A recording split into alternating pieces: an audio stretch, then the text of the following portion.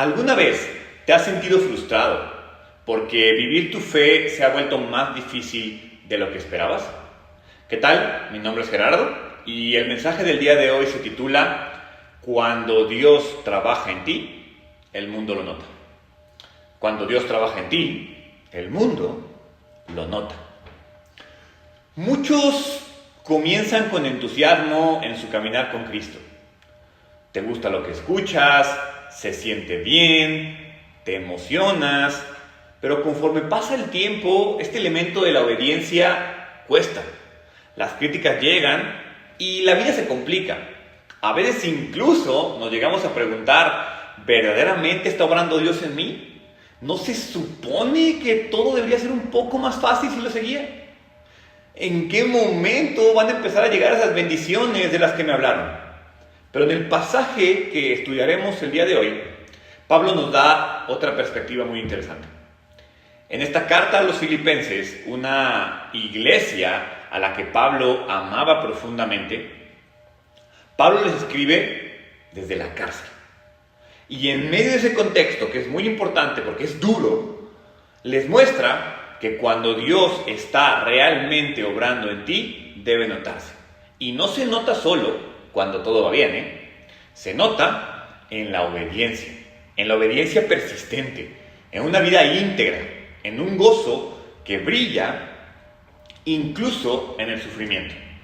En los versículos que vamos a leer el día de hoy, Pablo va a retomar una exhortación que comenzó en el capítulo 1, donde llamaba a los creyentes en Filipos a vivir de una manera digna del Evangelio. Ahora, en estos versículos, Pablo lo que hace es describir cómo esa vida transformada se refleja en lo cotidiano, en el día a día, en la obediencia, en la integridad, en un gozo sacrificial. Es un pasaje que habla de cómo la obra interna de Dios en nosotros se debe manifestar visiblemente hacia afuera. Abran sus Biblias, por favor, en Filipenses capítulo 2, versículos del 12 al 18. Esta carta, la carta a los Filipenses, se encuentra después de los Evangelios, después de Romanos, Corintios, Gálatas, Efesios. Filipenses 2, del 12 al 18. Filipenses 2, del 12 al 18. Así que, amados míos, tal como siempre han obedecido, no solo en mi presencia, sino ahora mucho más en mi ausencia, ocúpense en su salvación, con temor y temblor, porque Dios es quien obra en ustedes tanto el querer como el hacer para su buena intención. Hagan todas las cosas sin murmuraciones ni discusiones, para que sean irreprensibles y sencillos hijos de Dios, sin tacha en medio de una generación torcida y perversa, en medio de la cual ustedes resplandecen como luminares en el mundo, sosteniendo firmemente la palabra de vida a fin de que yo tenga motivo para gloriarme en el día de Cristo, ya que no habré corrido en vano ni habré trabajado en vano. Pero aunque yo sea derramado como libación sobre el sacrificio y servicio de su fe, me regocijo y comparto mi gozo con ustedes. Y también ustedes, les ruego, regocíjense de la misma manera y compartan su gozo conmigo. Regocíjense y compartan su gozo conmigo. Lo primero que vemos es cómo el autor nos dice que Dios espera que su pueblo viva en obediencia, constante, motivado por su obra interna, por lo que Dios está haciendo dentro de ti. Pablo comienza reconociendo algo muy importante. Los filipenses ya habían sido obedientes y lo habían hecho no solo cuando él estaba con ellos, sino también durante su ausencia. Pero ahora los está animando a seguir viviendo esa obediencia desde el temor y temblor, dice la Biblia. No como si la salvación dependiera de su esfuerzo, sino porque saben más bien que es Dios quien está haciendo algo en ellos. Me gusta la frase, ocuparnos en nuestra salvación. Porque no necesariamente significa que nos salvamos a nosotros mismos. Es más, no tiene nada que ver con eso. No nos salvamos por obras. Significa que colaboramos activamente con lo que Dios ya está haciendo dentro de nosotros. Por lo tanto, la obediencia cristiana debería de ser más que una carga, una evidencia de la vida de Dios operando desde adentro del creyente. Dios es quien produce, dice aquí, tanto el querer como el hacer.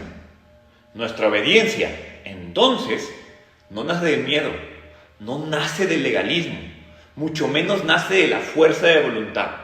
Nace de la seguridad de que su poder está actuando en nosotros. Obedecer a Dios en tiempos fáciles es una cosa, pero seguir obedeciendo cuando nadie te ve, cuando nadie te lo exige, cuando es más fácil rendirte o cuando simplemente todo parece que está en tu contra, solo es posible si hay algo más profundo obrando dentro de ti. Lo que me lleva al segundo punto. Dios quiere que su pueblo brille con integridad en medio de una generación corrupta. Este pasaje confronta con una verdad difícil de aceptar. Pablo dice, háganlo todo sin murmuraciones, ni discusiones.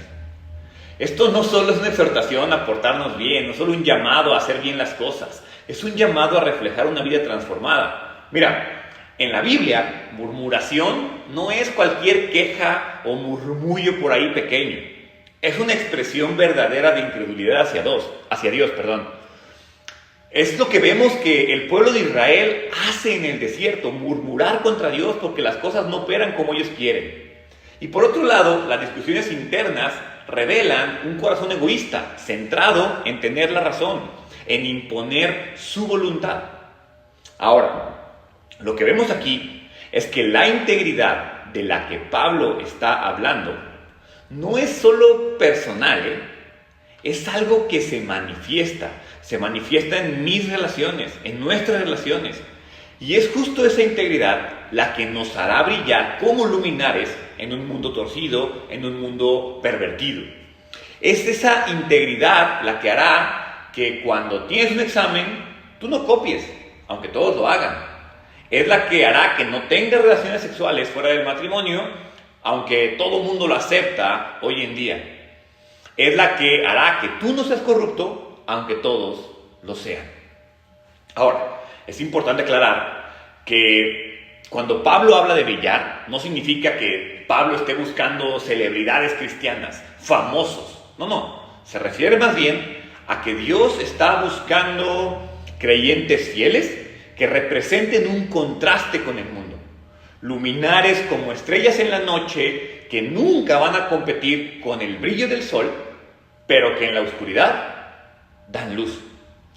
Porque en un mundo roto son capaces de mostrar que hay una mejor manera de hacer las cosas, que hay una mejor manera de vivir la vida. Ahora, con esto en mente, surge la pregunta acerca de ¿cómo? ¿Cómo se logra esto? Y la respuesta es muy clara y lo vemos en el siguiente punto. Sosteniendo firmemente la palabra. ¿Por qué? Porque la fidelidad a la palabra produce fruto que permanece hasta el día de Cristo. Aferrarse a la palabra de vida es más que leer tu Biblia todos los días o hacerlo solo por rutina. Es más que escuchar predicaciones o ir a la iglesia, escuchar a alguien hablar Biblia. Aferrarse a la palabra es vivir una vida de dependencia activa, intencional, acerca de lo que Dios está diciendo. Es aprender a buscar el rostro de Dios antes que su mano, es tener intimidad con Él, es perseverar en la obediencia cuando todo a tu alrededor te dice que no lo hagas. Pablo desea que sus esfuerzos, lo que él hizo, no haya sido en vano. Y eso solo será posible si la iglesia se mantiene firme en la palabra. Y lo mismo que leemos en la carta a los Filipenses sigue aplicado en nuestra vida. No importa tu situación, tus circunstancias, la fidelidad a la palabra es siempre la respuesta. Es lo que te va a mantener íntegro en una generación corrupta. Ahora, esta expresión tiene dos implicaciones: sostenerse de la palabra y sostener la palabra delante de los otros. ¿Qué significa esto? Es vivir lo que creemos y proclamarlo con nuestra vida. La constancia en la fe, a pesar de las dificultades, es una evidencia de una iglesia y un creyente maduro. ¿Cómo se ve la palabra de Dios en tu vida? Es más, te pregunto, ¿se ve la palabra de Dios? Porque vivimos en un mundo inconstante donde todo cambia. Y en ese mundo, Dios quiere formar en nosotros un carácter firme, un carácter que no abandona la fe cuando las cosas se ponen difíciles, sino más bien que se mantiene fiel. Se mantiene fiel porque sabe en quién ha creído. Esto es importante porque, ¿qué crees, hermana? Las cosas se van a complicar. Vas a tener que hacer sacrificios. Por ejemplo, vas a tener que permanecer firme, aunque eso te pueda costar tu trabajo. Vas a tener que perdonar a alguien, aunque esa persona no se lo merezca. O quizás incluso vas a tener que decir no a algo que todos dicen que sí, solo porque tú sabes que eso no honra a Dios. Ahora, también quiero animarte, porque lo que vemos en el siguiente punto es muy importante. Dios honrará el gozo sacrificial de quienes sirven por amor a la fe de otros. El ejemplo de Pablo es muy poderoso. Aunque su vida podría estar llegando a su fin, él se ve a sí mismo como una libación. ¿Qué es eso? Es una ofrenda derramada sobre el sacrificio de la fe de los filipenses. Lo interesante aquí es que lejos de lamentarse, Pablo se goza.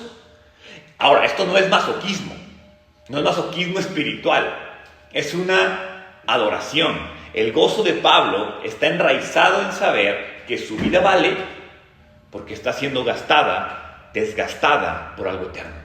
Yo te pregunto, ¿qué le da valor a tu vida? Este concepto es totalmente contracultural. Hoy el sufrimiento se evita a toda costa. Vivimos en una cultura que dice, si te cuesta, no lo hagas. Si te duele, no lo permitas. Si te exige algo, no lo vale. Por tanto, si tu matrimonio se pone difícil, déjalo. Si una amistad te confronta con algún pecado, aléjate. Si tu iglesia te pide compromiso, busca otra iglesia. Si tu fe te hace perder algo que tú quieres, esconde tu fe. Pero el Evangelio te llama a algo diferente. Te llama a abrazar el gozo del sacrificio. No porque ames sufrir y seas masoquista, sino porque sabes que vale la pena por causa de Cristo.